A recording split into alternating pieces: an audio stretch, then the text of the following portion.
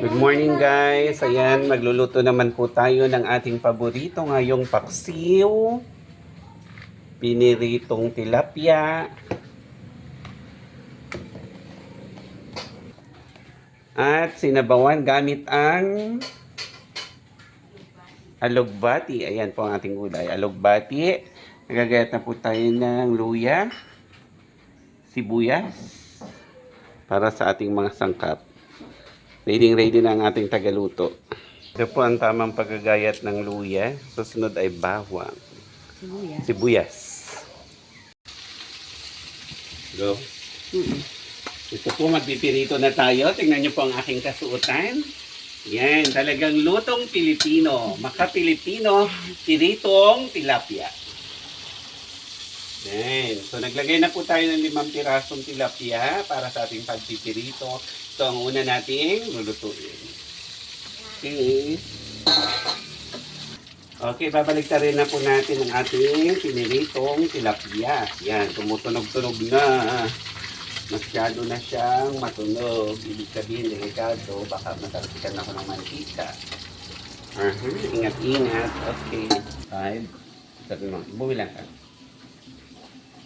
Okay, habang tayo naman po ay nagluluto ng ating mga ulam, tayo naman po ay maglalaga ng saging para mamayang merienda po natin. Tayo ay lutong Pilipino, sa kahoy naman po tayo magluluto. Ito, atin na pong isisigang. Gamit natin yung mainit na tubig. Ayan, ang usok. Okay po.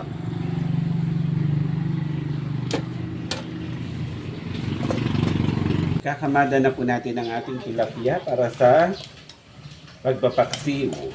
Ilalagay na po natin ang ating mga sangkap, ang ating luya, ang ating sibuyas, and of course, ang ating suka. Yan. Anong ganda kasi po natin sa ating pagluluto. Mamaya na po natin. Susunod po natin ilalagay ang ating black pepper o paminta para maging mahalang tulad ng pag-ibig, Pilipinong pagmamahal. Ayan. So, and ang sunod po natin, ito na ang magic sarap, magicin, kasasarap tulad ng pag-ibig na wagas. Bumubulak na po ang ating tubig. Ilalagay na po natin ang ating nilinisang tilapia para maging masarap. Sarap. And pagkatapos, lagay na natin ang ating sibuyas para malasa. Ang ating sibuyas.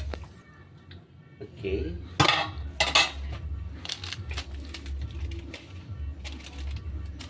Hindi pa. Ito mamaya na ito pagbulak. Ayan, bumubulak na po. Ilalagay na natin ang ating masustansyang gulay.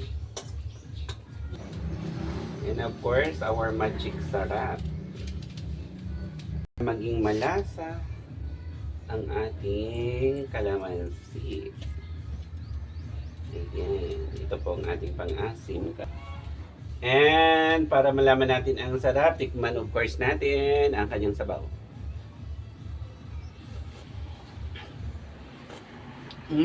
Napakalinamnam. Sarap. Okay, so ayan ang lasa ng ating niluto. Sarap. Ayan. Kain po tayo.